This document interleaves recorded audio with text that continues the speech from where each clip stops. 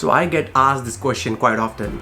Sam, are you a permanent resident of Australia? How long it took you to get your permanent resident? And is it easy to get a permanent resident in Australia? Now the answer to that last question is no, it's never easy to get permanent resident in Australia, especially as an international student. So in this video, I'm going to give you some of the things that I did in my journey as an international student to achieve that goal of permanent residency in less than 3 years, and some key lessons that you can take away for your journey as an international student to get a permanent residency. Now before I get started with the video, I must say that I'm not a migration agent, or Overseas Students Australia is not a migration agency. So we don't give any legal advice on that. Whatever information I'm going to give you in this video is generic in nature and is based on my own experiences.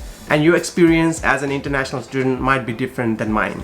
So keep that in mind when watching this video. Now also important to note that I got my permanent residency in less than 3 years, but that was back in 2009. I know the rules have changed over the years and there are many more strict rules, regulations that you have to follow as an international student to achieve that dream of getting a permanent residency. So again, important thing to keep in mind, but there are obviously learnings that you can take away that will help you in your journey as well. So first thing first that I did when I was coming or planning to study in Australia was choosing the right course. Now when I say choosing the right course, it doesn't mean that you only choose the course because it's in a skilled migration list, or it's because of some migration agent has told you that there is a good chance of getting a permanent residency in this course. It is about choosing a course that meets your requirement and understanding that your preferences as well. So for example, when I was planning to choose my course in Australia, I was looking at what I was already studying back in India. So I was doing Bachelor's of Business and Accounting, and it made perfect sense for me to do a Master's of Accounting in Australia. And luckily that course was in the list of skill migration. So that worked quite well for me as it was in the same stream that I was already studying back home. But many students choose to do different courses just because it's in the permanent migration list, or it's in the skilled occupation list as what they call it in Australia. And a lot of times it could happen that they don't enjoy that course, or it doesn't fit in with their personality or preferences, and then they have to change courses and stuff. So one of the first thing you can take away from my journey as an international student who got permanent residency in less than 3 years is to plan ahead. Especially when choosing a course, it is vital to know that you have your preferences to begin with, and if there is a course that can give you some extra points for your migration benefits, well, that's an added bonus then. So it's important to do your research and plan accordingly. And if I have to study in Australia in 2022, 2023 or beyond, I would also look at the city I'm studying in as well.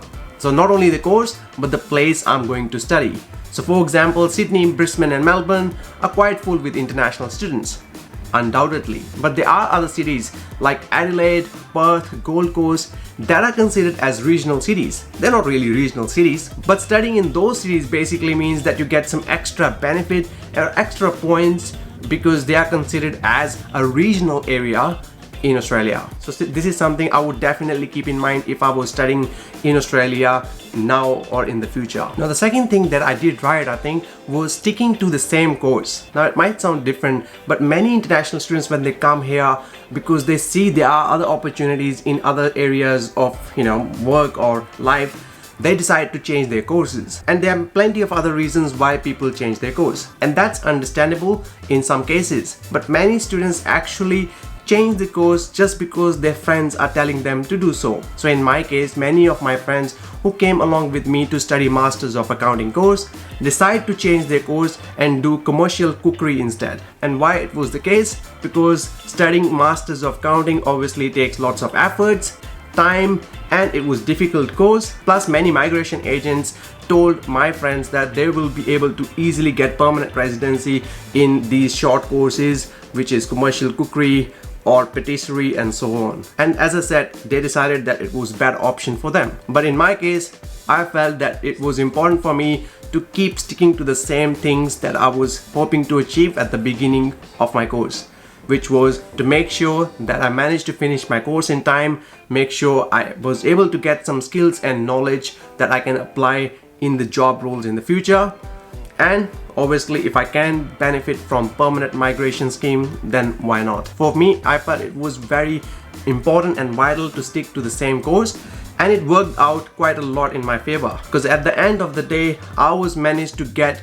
my permanent residency much quicker and easier than some of those friends. And as a matter of fact, a lot of my friends couldn't get permanent residency even way beyond after I got my permanent residence. So before you change the course, it's important to understand why you choose that course in first place that you're currently studying. And if it's something you really wanted to do, then why change it? The next thing that I think worked really in my favor while studying was making sure that I was learning and I was getting the skills and knowledge in the industry I was planning to work in the future. So it's no point of just doing the course for the sake of doing it. Unfortunately, it is the case with many students. So while you are studying the course, whether it's accounting, whether it's IT, commercial cookery, it doesn't matter.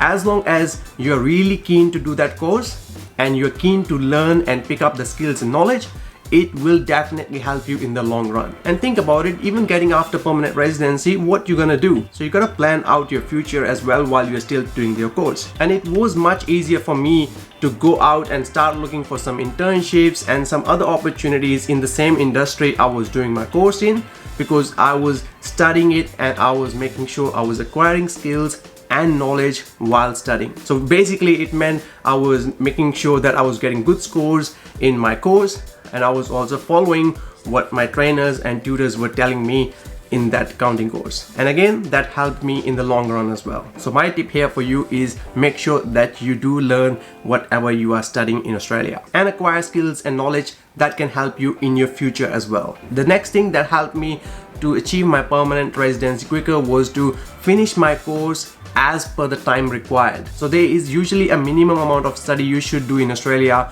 in order to be eligible to apply for permanent residency. And back in those days, it was 16 months. So there were total 4 semesters in the course I was studying in.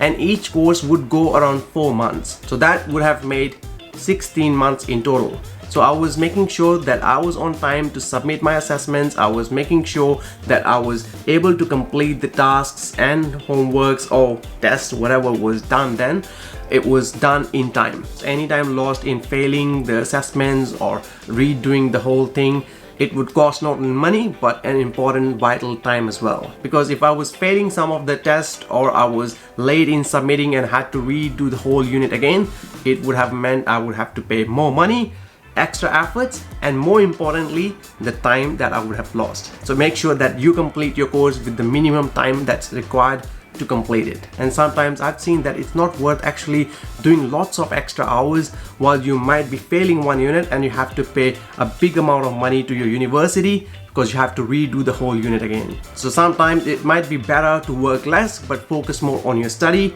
and plan to complete it on time. The next thing that really helped me was to plan for my English test while I was still completing my course. So what I did in the last semester of my university, that I already started taking the English test that was required in order to apply for permanent residency. So back then, IELTS test was the most popular test. So I started preparing for the IELTS test 1 semester before I finished the course. And I made sure that I took the test at least couple of times before the course is finished. And luckily in my second attempt, I was managed to score enough points that would help me to achieve my permanent residency. And that was such a great feeling when I received the result in my hand.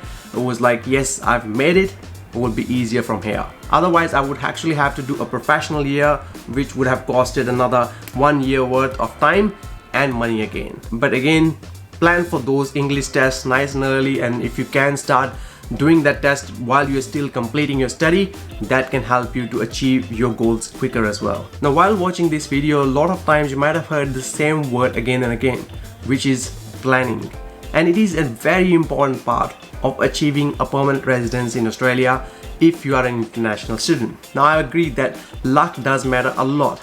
The changing of regulations is no one's hand, and if government decides one day that this skill or this occupation doesn't suit or doesn't meet the Australian requirements, they can take it off the list. And sometimes, unfortunately, that happens. But hard work, planning, and determination is definitely a key to success. As I said, it's not easy these days to achieve that goal of permanent residence, especially as an international student, but If you plan and if you have determination, if there's a lot of hard work is involved, then there is a possibility. And as recently as last few months back, I've seen a friend of mine who managed to score permanent residency within 3 years of arriving in Australia, completing a Masters of Accounting course as well. I know he watches some of our videos, so thank you for watching the videos, but I'm very glad that it worked out for him. And once you manage to achieve that permanent residency goal, it is such a great feeling. And I still remember the day when I got a call in middle of my work from my migration lawyer